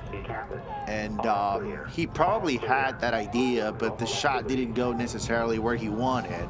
The timing is good right there from Rivas, because that allows Repetto to be in pretty good position to just get one touch and then the shot. But as well, you have to give credit to Muse as well. You know, he's very well positioned. All 6'4" of the Louisville native. And let me tell you, when you have a goalkeeper in front of you and he's 6'4", the goal looks very small to you. Very small. 7 saves tonight from Trey Muse. He had 60 coming in 27 matches, and now again, we've seen how many times have the home half been surging through the midfield.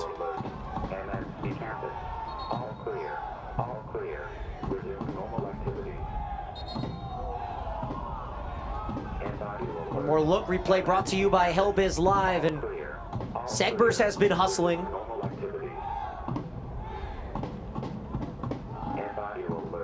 Tackle made by Zach Carroll out there.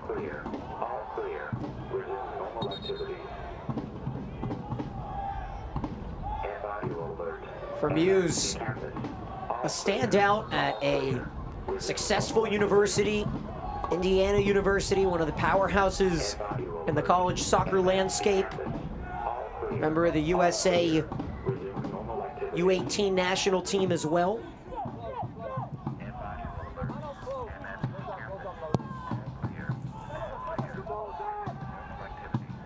If you're Memphis, you have to feel like if you can get one chance, you can silence everything, silence the momentum in the crowd. Yeah, I mean, I think they're playing the counterattack game at this point.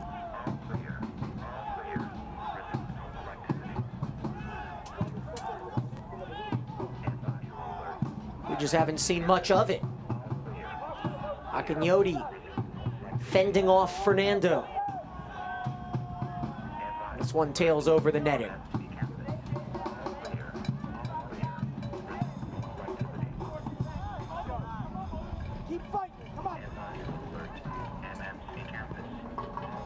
Possession 53% for Pulis's side in Miami, but a Memphis team with much more on the line. Louisville still scoreless with RGVFC.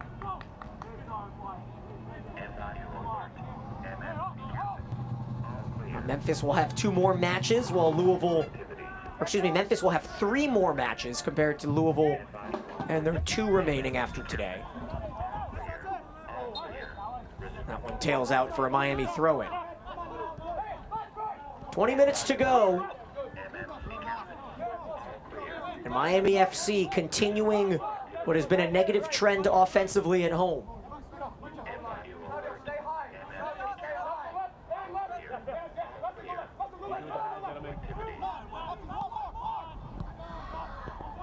It's a beautiful ball from Rivas. The right side of the defense has been exploited all night.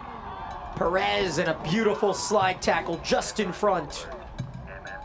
Graham Smith gets in the way of Joshua Perez there.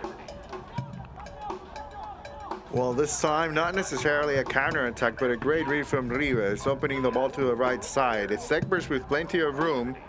He doesn't go for the 1v1 this time. Looks for Perez through the middle. This time Muse gets help from his center backs, which, you know, they haven't been able to block as many shots, but no problem for Memphis. 7 saves for Trey Muse. 4 of them coming in the last 20 minutes. But these passes from the back row have been picked off time and time again. You're absolutely right, and that's something to think of, especially as you move forward, right? You know, that's one of the things you want to correct if you're Memphis. And, you know, this is the time to do that, right? It doesn't really matter if it happens in the playoffs, you have a Bud Night and they score on you, then it's on to next year. But right now, that can happen. They are in a comfortable position. They work on it, and they move forward.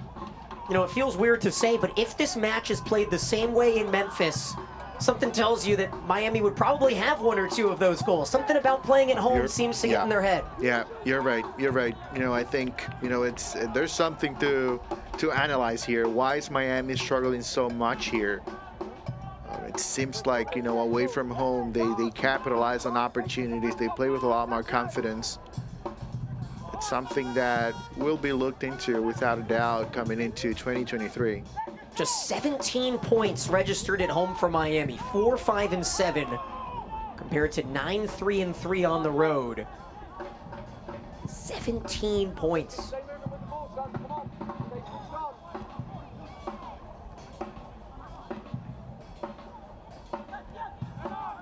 '74th minute.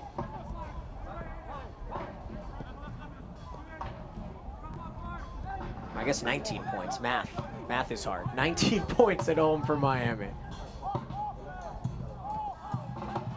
However, Memphis on the road, 9-2-4, plus 14 goal differential, and still, despite all of this through 74 minutes, a chance for Memphis to come out victorious, as that foul will be registered on the youngster Dylan Borzak.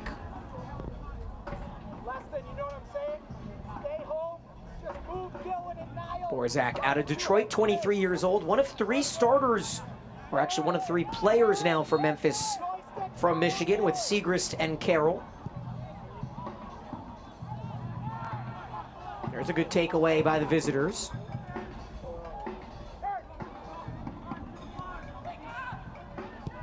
Fernando curls it towards net. Maguire, who has been a bit idle today. Yeah. You know, I was thinking about the opportunities, the missed opportunities for Miami in the second half, and how important it will be for them to finally score tonight and get 3 points if they're able to do so with a 1-0 result, just to get that sense of relief, right? We missed so many chances, and yet we were able to get what we wanted, which is 3 points. That's very important for the mental aspect of the game. That's something that's very important for a team that wants to be successful in the playoffs.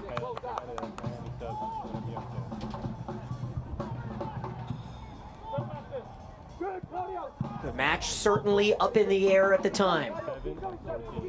About 15 minutes to go plus injury time is more sloppiness from Memphis. Just a poor touch. Turned over as a couple Miami subs get ready to come in, and Adonijay Reed is one of them who comes for Sordo, and we talked about Pierre Da Silva earlier. What does he bring in terms of a spark offensively? Well, you know, he's great with 1v1 matchups, usually very good as well finishing inside the box. So he brings a little bit of everything. He's very good with the ball. He might be able to assist, help with the setup. Now, the one thing that he's lacking right now is minutes, because he has been injured for a while, and with him coming back shortly, you know, he needs to get back into the rhythm of competition, and that's not something that's going to happen overnight. So it's something that he needs to work on. So for him, Daniel, the last 14 minutes, it's about getting back on track. Well, right when Repetto and Rivas touched the pitch, things changed. Miami had 2 incredible opportunities, both saved by Muse. See what this substitution window provides. This is the Brazilian lefty Luis Fernando Nascimento. Into Malloy. First sustained possession in the attacking third for Memphis in a while.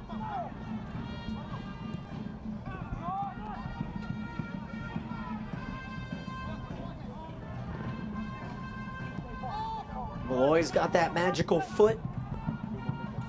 6 goals this season from the midfield.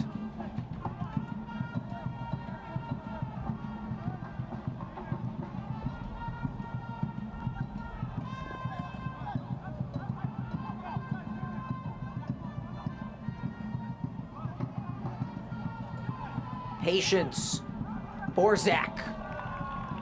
At least a shot on goal finally for Memphis. Yeah, it's unusual, let's put it that way, that Memphis is not creating as many opportunities. They play a different style, but within that style, they have a clear path to the opponent's goal. And for some reason, obviously they're missing players tonight, but for some reason they haven't been able to create opportunities throughout the match. In the first half, they basically had one, and in the second half, it's been a struggle for them. I'll tell you what, just second in the USL Championship in goals behind San Diego, and I'm excited for that San Diego-Orange County rivalry match tonight at 10 o'clock Eastern. Because going on the road, it always changes up what you bring as an offense. Pair of teams in Memphis and San Diego that are the 2 seeds at the moment. That Louisville match still scoreless for those curious.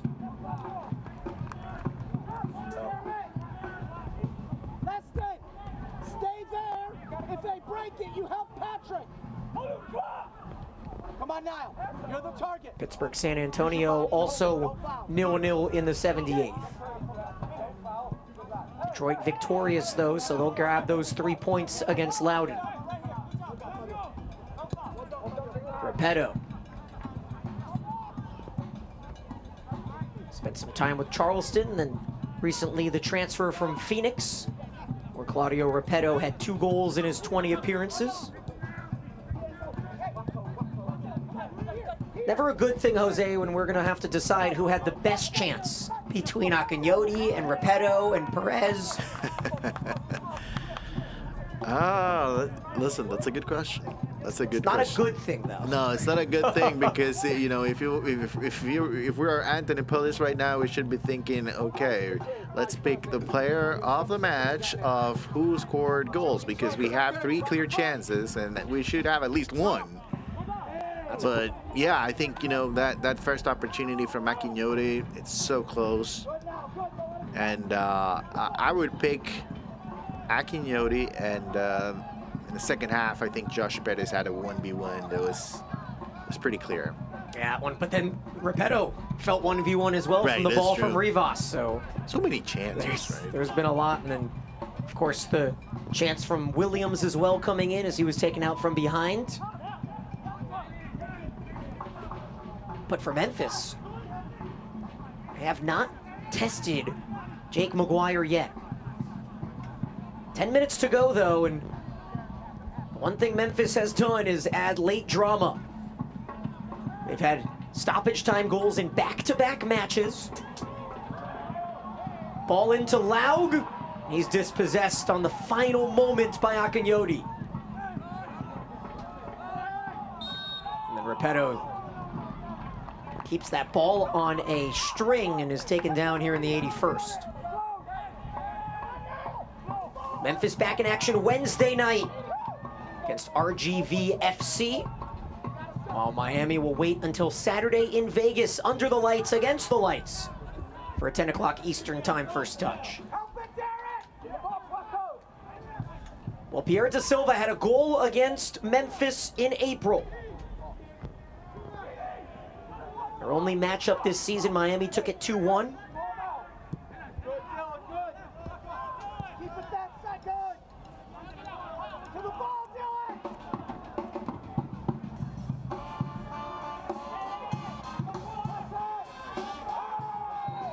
Wait a minute, a handball in the box. That's what they're begging for. And instead, it seems like Reed Let's wait and see. I think that's a backward pass. Could that be it? Touched by Muse. I think that's a pass from the center back to Muse, and he's not allowed to pick up the ball with his hands at that point. At least that's what Miami FC is claiming. If the defender intended to just kick the ball away, and the ball happens to bounce in Muse's way, then that might be acceptable, and maybe that's what the referee called in the end. And instead it will go without anything, and we'll have a late whistle for a substitution as Fernando comes out, and in comes Max Talley, someone that Coach Pierman was really hyping up to us over this week, and maybe, just maybe, adding that spark here at the end. Well, you know, it's about opportunities, and this match seemed to be the right place, right time for the coaching staff to give opportunities to young players. And listen, it's not easy at all. You're coming into a 0-0 game, maybe third minute, and with Miami dominating possession. Well, anything has to be an improvement, right? Max Talley, only 8 minutes played this year. Yeah. Was signed to the academy last June. To school down in Houston, Texas, born in Dallas, moved to Memphis about 10 years ago.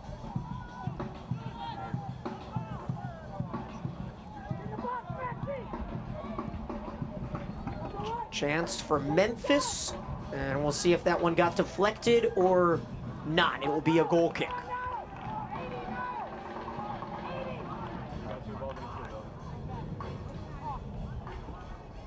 One more look at the ball in, which could potentially have been, as you mentioned, that backwards pass to the goalkeeper, but I think you could see it here from Smith. He's telling Muse not to touch it. Yeah, I think he reacts in a way that, you know, maybe leads the referee to believe that that was not his intention. But, I mean, if you're Miami FC, you have an argument, because why would you believe him if he tells you that's not what he wanted to do?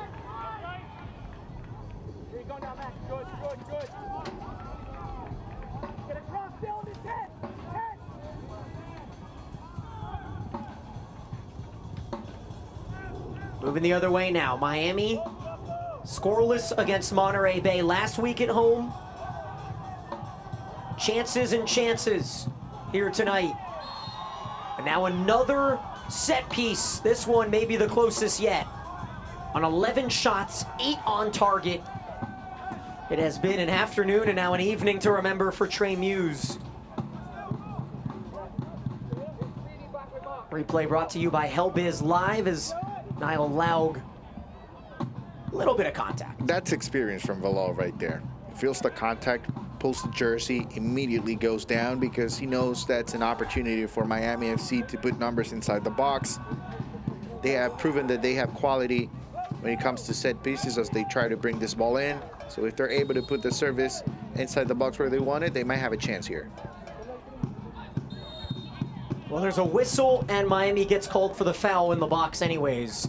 So you can wipe away a chance at a corner kick. And that obviously defeats the purpose if you are Velo looking for a set piece opportunity, and then your teammates start pulling each other inside the box. Yep, not gonna work. Can't do that. Leston Paul, who was carded, third yellow card for Memphis.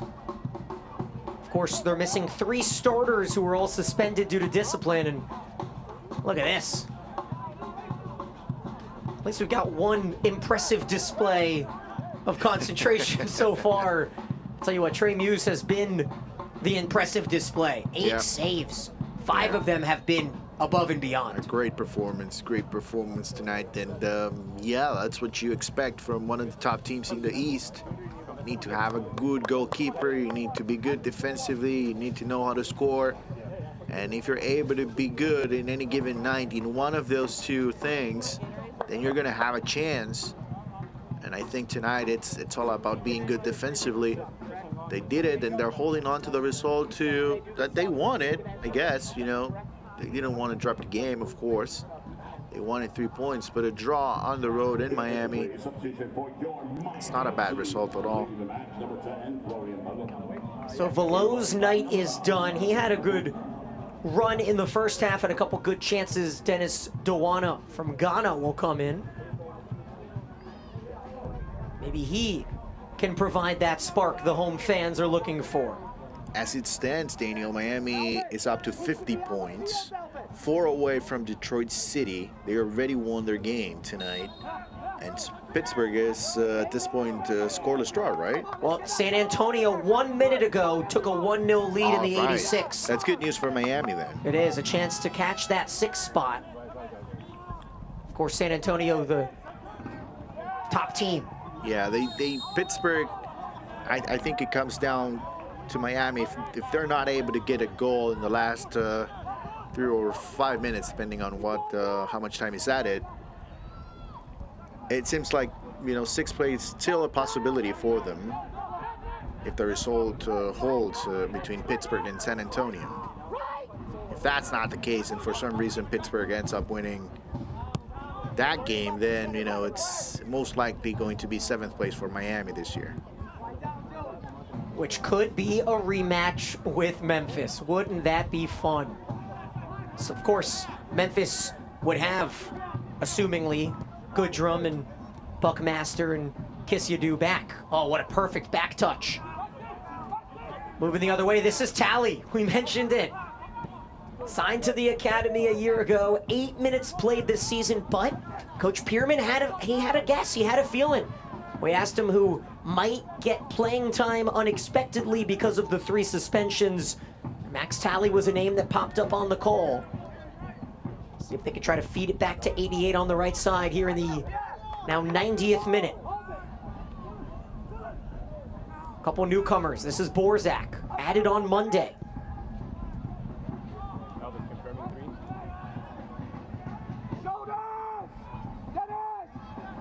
Kelly.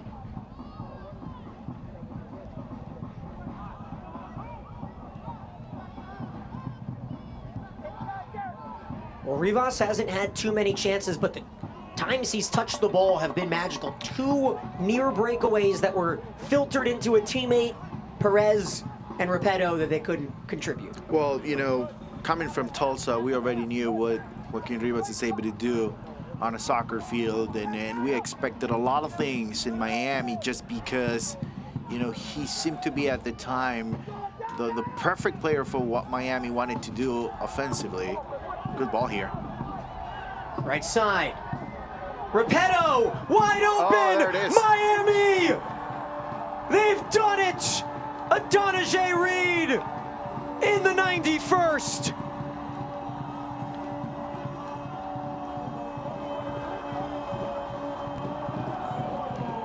Incredible!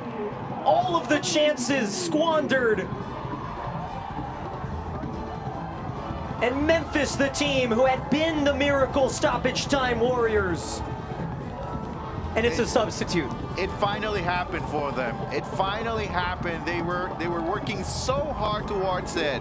And a lot of credit goes to the substitutes. All the players coming in for Miami FC have played a role in the second half. They have been able to create opportunities. And this time, it's Reed who starts it all in the middle. Take a look.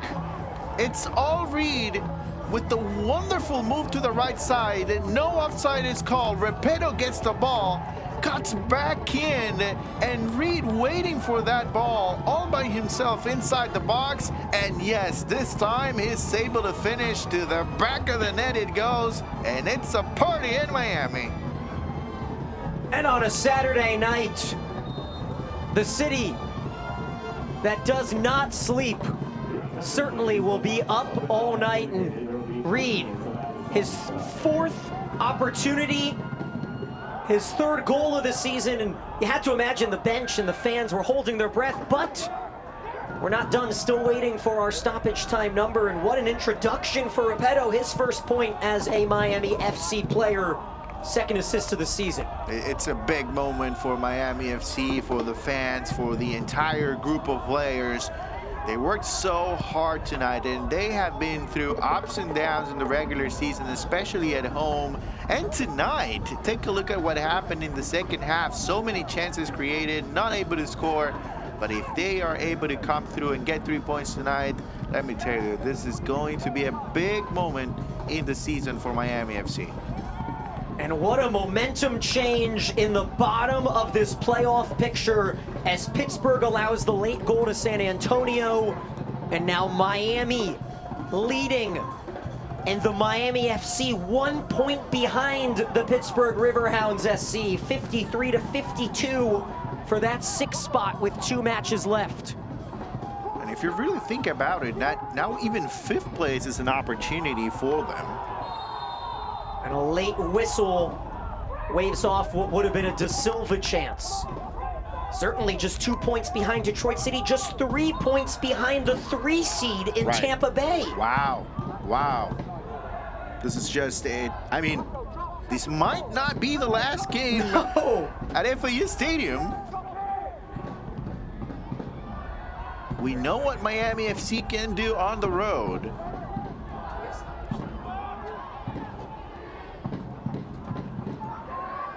So the stoppage time at 3 minutes.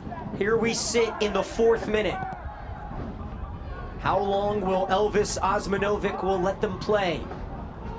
And that might be the last chance as Borzak misses wide. That Miami goal was powered by Helbiz. And there it is, the final whistle, as Miami FC wins their 14th match of the season, and they do it in stoppage time. Well, you know, it's I think it's overall a good performance from Miami. Obviously, the goal in added time, it makes it almost perfect for them, a perfect ending to the regular season here at FIU Stadium. Now it's all about closing things the right way. Try to get 6 points in the last 2 games and see what happens in the standings. Let's take a break, come right back with our post-game show. Highlights and more coming up from a magical night in Miami.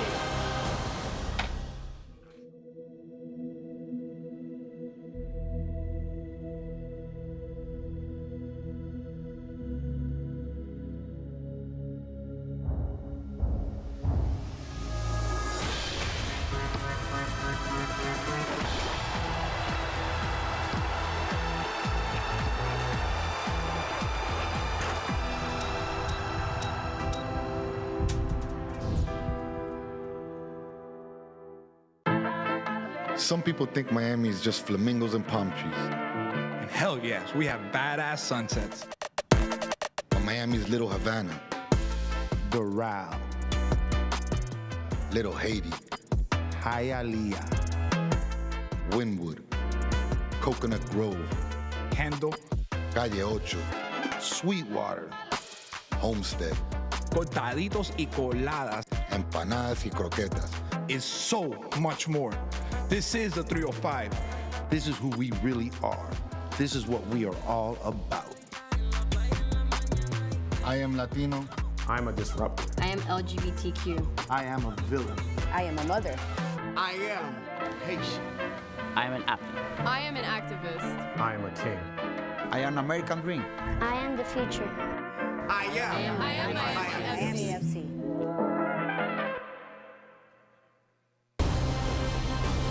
Well, 90 minutes, and then the 91st came, and Adonijah Reed wins it in the 91st for Miami alongside Jose Rodriguez. I'm Daniel Gilman, and Jose, we had some fun moments in this one, most of them from the goalie Trey Muse. Let's take a look at our highlights brought to you by Helbiz Live. Yeah, and if you're Miami FC, they all look different now than what they did 5 minutes ago. But chance here, bad giveaway from Muse, a rare mistake from the goalkeeper. Pettis takes the shot, but Muse comes right back with the save. Just a few seconds later, second chance there, but didn't go through for Miami. Another great combination, opening to the right side. It's Sekbers who's going to bring the ball in, the right-footed shot. This is my favorite, let me tell you. This is not an easy save at all. The ball bounces right in front of Muse. And at this point, we started thinking, what is it going to be required? Well, we'll show you in a few seconds. 67th minute, well, Memphis, they were trying to build all the way from the back, but another bad giveaway, another opportunity for Repetto, and guess what, Daniel? Another Muse. save. Yes, Muse again. Again, it was just unbelievable. At this point, a great read from Rivas holding on to the ball, holding on to Smith, who's late to the tackle that time. That's all credit to Rivas, but Repetto unable to finish. But here comes the moment. Daniel, take it away, please. I want you to describe this goal for the Miami FC fans. Well, coming in 5 minutes into the match, Adonijah Reed does the hard work, as you mentioned. It's the newcomer in Repetto who finds Reed. The first loss for Memphis since August 31st, and Miami has to be elated. Well, this is a big result, not only because of the way it happens, but because you're winning against one of the top teams in the East, and they did it in convincing fashion. 9 shots on target. Can you believe that? That is a deserving win for Miami. Absolutely. But yes. on the other side, it is certainly a learning lesson for Memphis 901, right? And of course, they were missing some players. I mean, it's not the same team. If both of these teams end up matching up in the playoffs, it will not be the same team. So a lot of credit to Miami FC, but as well, a word of advice if you're Memphis 901. Well, the drummers can keep on flipping. Miami wins it 1-0, and we thank you so much for joining us. For our entire crew, Jose Rodriguez, I'm Daniel Gilman, signing off from Miami as the FC win it 1-0.